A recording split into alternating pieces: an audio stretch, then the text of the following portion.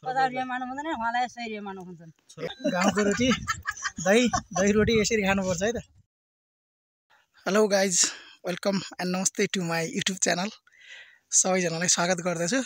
आज हामी चाहिँ त्रिवेणी गाउँपालिका वडा नम्बर 4 फालाबाङ काफल खाने कार्यक्रममा आएका छौँ र यहाँ चाहिँ देख्न सक्नुहुन्छ काफलहरू सबै पाकिसकेका छन् र वनभरि सबै काफलका रुखहरू मात्रै छन्। दाइले चाहिँ त्यहाँ झोलामा टिपिराख्नु भएको छ।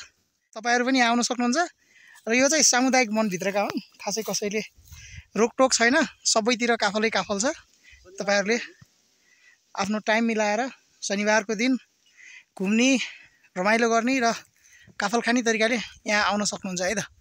यसमा सबैजना भाइहरू हुनुहुन्छ, हाम्रो नेपाली दाजुभाइहरू, र यहाँ चाहिँ वनमा काफलहरू चाहिँ खेर गयो भन्ने कुरा आयो है त। ल अब यो भरेको जान्छ त हेर्नु त। ल यति चाहिँ हामीले टिपिसकेका छौँ। ल काफल चाहिँ यसरी पाक्दो रहेछ है, हेर्नु त। ग्रुपमा लगाइ चाहिँ अहिले हामी चाहिँ काफल खाएर झरिसक्यौँ र एकजना बोई आउँदै हुन्छ बाटोमा, काफल लिएर आउनु भएको छ। हेर्नु त बोई, यो कहाँबाट ल्याउनु हो, कहाँनिर टिप्नु हो धेरै? नानीका घर भयो अनि पाहुना खाना आया साँझ अनि ए पाहुना खाना आयो, काफल पनि खानु पाउनु भयो। मेरी भदैनी के अमाजिया घर भाइ घरती तुलसी घरती घरबाडीका कति रुपियाँमा दिनुहुन्छ त? यहाँ बेच्ने 50 रुपैयाँ मानु हुँदैन उहाँलाई 100 रुपैयाँ मानु हुन्छन्। ए 100 रुपियाँमा पनि बेच्नुहुन्छ? ए बेच्ने होइन। ल हामीलाई खान दिनुहुन्छ नि थोरै होइन?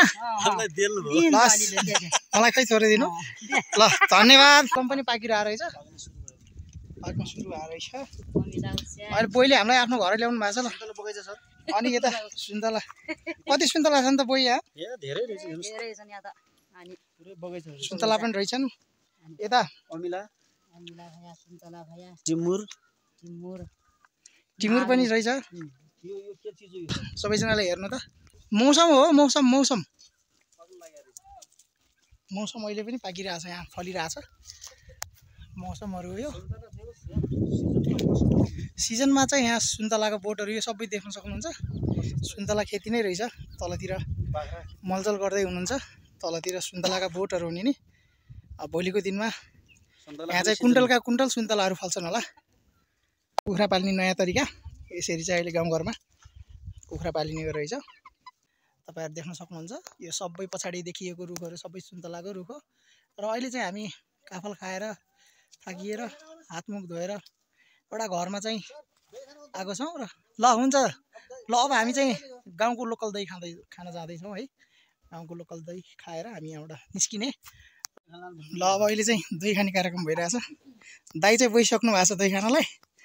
ल गाउँको प्योर लोकल दही खाँदै हुनुहुन्छ दाइले। ल अब आन्टीले रोटी पनि ल्याइदिनु भएको छ। लोकल रोटी, गाउँको रोटी, दही रोटी यसरी खानुपर्छ है त।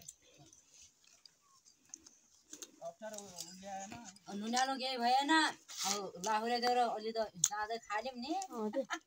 केही भएन, नुनालो बिहान आज चोल्लो काटेर पाल्यो हामीलाई, खाल्यौँ। अब चाहिँ हामी दही पानी खाइसकेपछि अब केही विश्राम गरिसकेपछि फेरि अहिले ऐसेलु खाउँ भनेर आएका छौँ जङ्गलमा। र यो चाहिँ ऐसेलु हो। कतिजना साथीहरूले खानुभयो होला, कतिजनाले खानु भएको छैन होला। यो चाहिँ अरू फल जस्तो बजारमा बिक्री नहुने भएर यो बजारमा चाहिँ जाँदैन।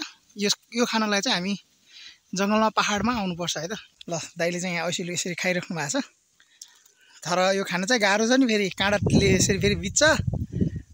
तर फल चाहिँ धेरै मिठो फेरि है साथीहरू, एकदम धेरै मिठो। ल guys, thank you so much. आजको ब्लगमा चाहिँ मैले तपाईँहरूलाई यति नै देखाएँ। आज हामी धेरै रमाइलो गऱ्यौँ, ऐसेलु खायौँ, काफल खायौँ, दही खायौँ, रोटी खायौँ है। र फाइनली अब हामी घरतिरको यात्रा लाग्छौँ। Thank you so much.